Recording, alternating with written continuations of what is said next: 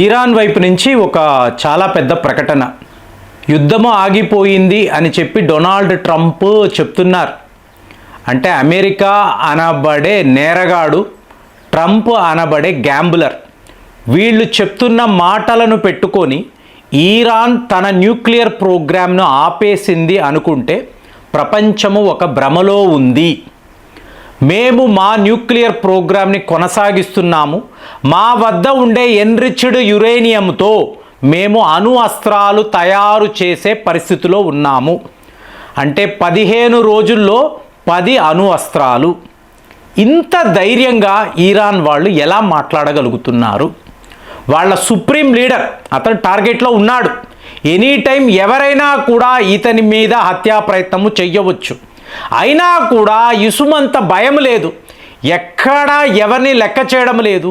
America military bases మీదే దాడులు చేస్తున్నారు.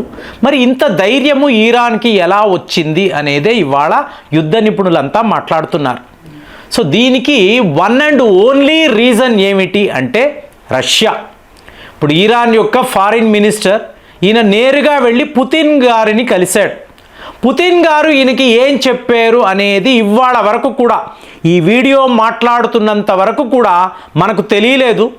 సో వచ్చిన రిపోర్ట్ ఏమిటి అంటే, సిట్యువేషన్ ఎలా ఉన్నా, పరిస్థితులు ఎంత దారుణంగా ఉన్నా రష్యా ఇరాన్తోనే ఉంటుంది.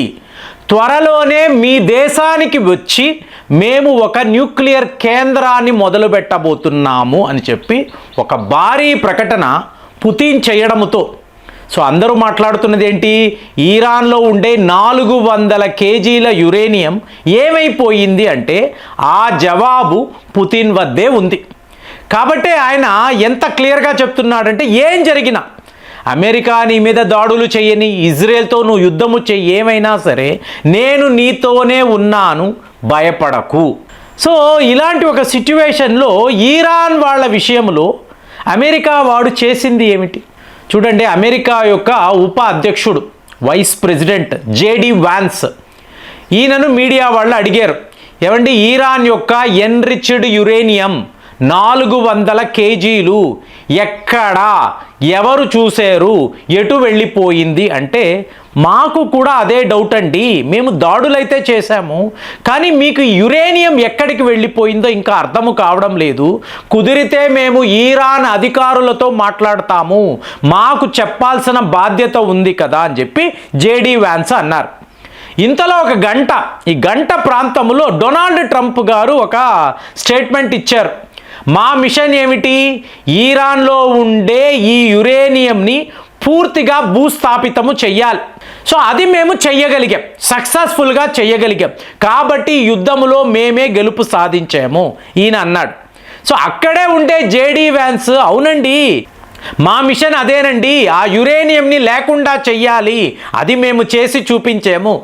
అరే గంట క్రితమే కదా చెప్పావు, అది ఎక్కడ ఉందో తెలియడం లేదు, వెతకాలి, ఇరాన్తో మాట్లాడాలి, ఇది ప్రపంచానికే ముప్పు, ఇన్ని చెప్పావు కదా. ఇప్పుడేమో డొనాల్డ్ ట్రంప్ చెప్పిన వెంటనే అవునవును మేము వెళ్ళి పూర్తిగా ఇలాగా డెస్ట్రాయ్ చేసేసామంటే అర్థం ఏమిటి అంటే, వీళ్ళ వద్ద కరెక్ట్ అయిన ఇన్ఫర్మేషన్ లేదు. మీడియా ముందు లేనిపోని హడావిడే తప్ప నిజాలు వీళ్ళకి తెలిసే ఛాన్సే లేదు. అందుకంటే పుతిన్ గారికి మాత్రమే అక్కడ ఏం జరిగింది, ఏ స్థాయిలో ఈ డ్యామేజ్ ఉంది, వీళ్ళ ఎన్రిచ్డ్ యురేనియం ఎక్కడ ఉంది, మరి ఇరాన్ ఇవాళ ఆగిపోతుందా? అమెరికా వాళ్ళు అదే కదా అంటున్నారు, ఇవాళ నీ వద్ద న్యూక్లియర్ ప్రోగ్రామే లేదు, మాకు సరెండర్ అయిపో, యుద్ధాన్ని ఆపేద్దాము అన్నారు. కానీ మీకు అయోటుల్లా ఖామాని ఏమంటున్నారు, మా చరిత్రను చూడండి, ఇరాన్ యొక్క చరిత్రను చూడండి, ఏ రోజు మేము ఏ దేశము ముందు సరెండర్ అయినది లేదు, లొంగిపోవడము అనేది మా ఇంటా వంట లేదు, మేము ఎప్పుడు తిరగబడుతూనే ఉంటామని ఆయన ఇంత ధీమాగా చెప్తున్నాడు. సో దీని అర్థము ఏమిటి అంటే, పుతిన్ యొక్క సపోర్ట్. మొన్నటి వరకు అందరూ ఏం మాట్లాడారండి, చైనా వాళ్ళు డైరెక్ట్గా వచ్చి ఆయుధాలు ఇస్తున్నారు కదా, మరి రష్యా వాళ్ళ వైపు నుంచి ఏమీ రెస్పాన్స్ లేదు. ఈ ఫారిన్ మినిస్టర్ అయితే వెళ్ళాడు, కానీ అటువైపు నుంచి ఎక్కడా ఎటువంటి స్టేట్మెంట్స్ లేవు, రష్యా ఇరాన్తోనే ఉందని ఎక్కడా చెప్పడం లేదు. ఇంకా భారత్ ఇరాన్ వాళ్ళు మన సపోర్ట్ అడిగారు, మనము కూడా ఏమీ మాట్లాడలేదు. ఇంతలో మీరు చూసారు అనుకోండి, సడన్గా సిచ్యువేషన్ అంతా మారిపోయింది. ఇక అమెరికా వాళ్ళు వచ్చి యుద్ధము ఆగిపోయింది, సీజ్ ఫైర్. ఎలా ఉందంటే చర్చలు చర్చలు చర్చలు, యుద్ధము యుద్ధము యుద్ధము, cease fire cease fire seize, అంతా వీళ్ళ ఇష్టమే. అమెరికా వాడు ఎలా తలుచుకుంటే ఏం మాట్లాడాలనుకుంటే అదే మాట్లాడుతున్నాడు. ఇది ఎంతవరకు కరెక్ట్? ఇప్పుడు 5 రౌండ్ల చర్చలు అన్నారు, సడన్గా లేదండి కుదరలేదు, ఇరాన్ వాళ్ళు మన మాట వినడం లేదు, పదండి యుద్ధం. సో యుద్ధము 12 రోజుల యుద్ధము అన్నారు. వెంటనే ఇరాన్ వాళ్ళు లొంగిపోయారు, మనము సీజ్ ఫైర్ చేసేసుకుందాము. అన్నీ ఒకే దేశం నుంచి, ఆ వైట్ హౌస్ నుంచే స్టేట్మెంట్స్. ఇలాగైతే ఎలాగా? కాబట్టి పుతిన్ గారు క్లియర్గా, వీళ్ళంతా మెంటలోళ్ళు, ఏవేవో మాట్లాడతారు, ఇదంతా నువ్వు పట్టించుకోకు. 1979 నుంచి నీ మీద శాంక్షన్స్ అన్నారు, నిన్ను ఎక్కడా వ్యాపారం చేయనివ్వడం లేదు, నీకు రెవెన్యూస్ లేవు, జీడిపి లేవు, ఏమీ లేవు.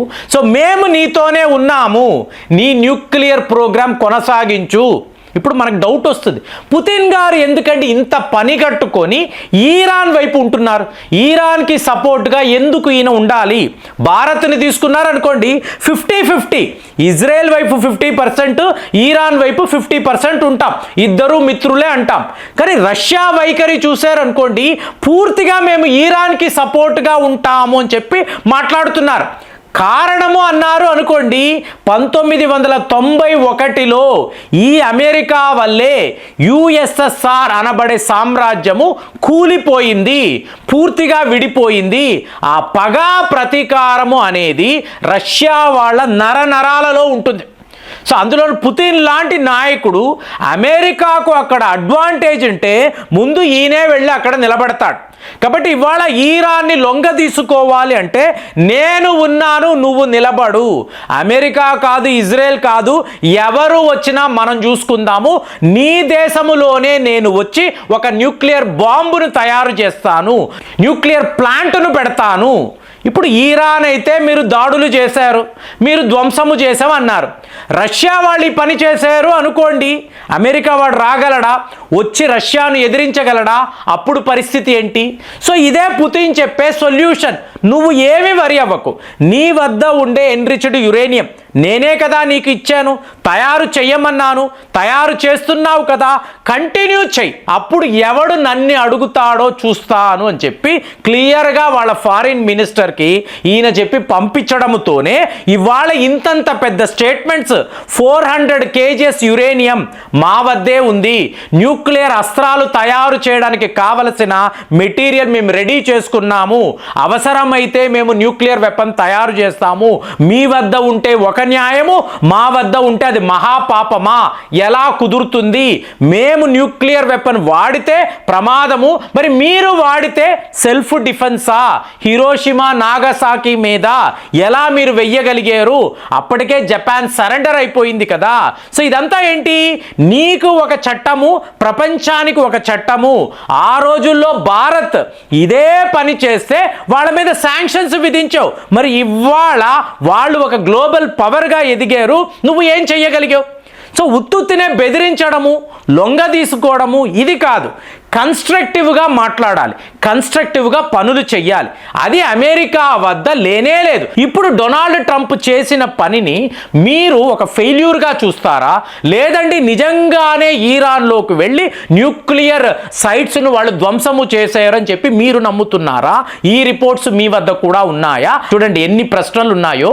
వీటికి జవాబు వెతకాలి అంటే ఫైనల్గా ఎప్పుడో ఒక రోజు తేలుతుంది. మరి అప్పటి వరకు ఇరాన్ యొక్క ఈ ఛాలెంజ్ను మీరు ఎలా చూస్తున్నారు? కామెంట్స్లో రాయండి. మళ్ళీ వచ్చే వీడియోలో కలుద్దాం. జై హింద్.